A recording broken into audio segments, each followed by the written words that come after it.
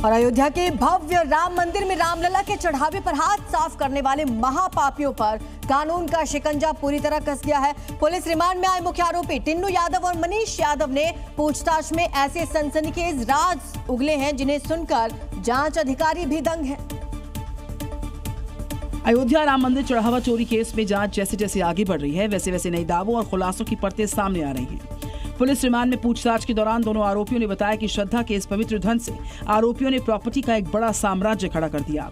काली कमाई को वाइट करने के लिए बाकायदा एक कंस्ट्रक्शन फर्म बनाई गई थी। सूत्रों के अनुसार पूछताछ में मुख्य आरोपी टिन्नू यादव ने कबूल किया कि उसने रामलला के चढ़ावे की चोरी की रकम से शहादतगंज में अपने बेटे रवि यादव के नाम पर कीमती जमीनों को खरीद लिया था।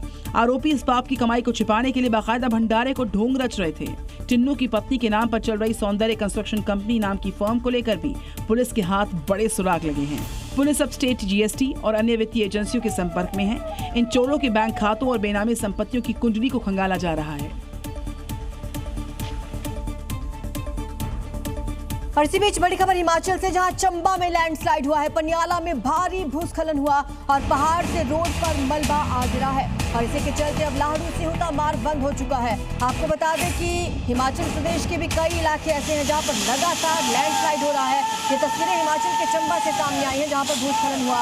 गनीमत रही कोई इसकी चपेट में नहीं आया, लेकिन इसकी वजह से एक मार्ग बाधित हो गया है। पनियाला में ये भूस्खलन हुआ है और लाहड़ू सिहोता मार्ग फिलहाल बंद हो चुका है। वहां पर जेसीबी मशीनें पहुंच रही हैं। जल्द से जल्द रास्ता खोलने की कवायद शुरू की जाएगी। लेकिन ये खौफनाक तस्वीरें आप देखिए, चंबा के पनियाला से तस्वीरें आई हैं। और चलिए आगे बढ़ते हैं, बात करते हैं उत्तर प्रदेश के। अपराधियों और कानून को चुनौती देने वाले पर योगी फोर्स का हंटर लगातार जारी है। बीते 12 घंटों में कौशाम्बी, बलिया, मथुरा और गोंडा में पुलिस मुठभेड़ हुई। 4 बड़ी घटनाएं इसके सामने आई हैं। पहली तस्वीर कौशाम्बी की है। 25,000 रुपए का इनामी मोइनुद्दीन उर्फ इरफान योगी फोर्स के शिकंजे में है। आरोपी ने फायरिंग की। जवाबी कार्रवाई में उसके पांव में गोली लगी। उसके पास से तमंचा, कारतूस, नकदी बरामद हुआ है। दूसरी घटना बलिया की। बैरिया थाना क्षेत्र में अंतर्राज्यीय वाहन चोर गिरोह से पुलिस का एनकाउंटर हुआ। एनकाउंटर में एक आरोपी जख्मी हुआ जबकि 5 बदमाश गिरफ्तार किए गए। उनके कब्जे से 11 दुपहिया वाहन, ट्रैक्टर ट्रॉली, पंपिंग सेट और हथियारों की बरामदगी हुई है। मथुरा में जैत थाना पुलिस और सर्विलांस टीम ने लूट और हत्या के मामले में 3 आरोपियों को गिरफ्तार किया। एनकाउंटर में 2 आरोपियों की पांव में गोली लगी। मौके से हथियार, कैश और बाइक की बरामदगी हुई है। वहीं गोंडा में पुलिस और एसओजी की संयुक्त कार्रवाई में 3 बदमाश गिरफ्तार किए गए। 2 आरोपियों के पैर में गोली लगी है। चोरी की गहने और हथियार भी बरामद हुए। बीते 12 घंटे में यूपी पुलिस का ये एक्शन साफ संदेश है कि अपराधियों के लिए सूबे में जगह नहीं है कोई। और राजस्थान के जयपुर में एक पुश्तैनी हवेली से करोड़ों रुपए के खजाने मिलने का मामला सामने आया। हवेली से जुड़े लोगों ने अब ठेकेदार पर खुदाई के दौरान खजाने को गायब करने का आरोप लगाया है।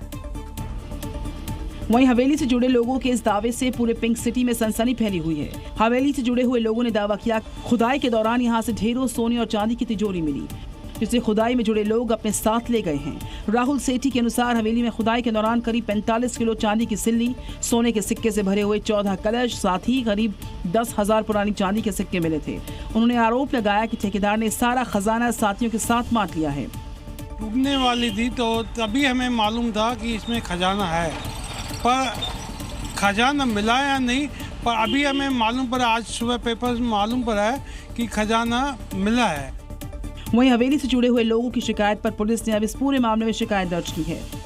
प्राथमिक जांच में ये तो आया है कि वहाँ इस तरह की एक तिजोरी मिली थी। उसके अंदर कितना सामान था, क्या सामान था, वो अभी जो इसमें आरोपीगण नामजद किए हैं 4-5 लोग, उनको पूछताछ के बाद ही क्लियर हो पाएगा। फिलहाल पुलिस मामले में तफ्तीश कर रही है, जिसके बाद हवेली के खजाने की सच्चाई सबके सामने आ जाएगी।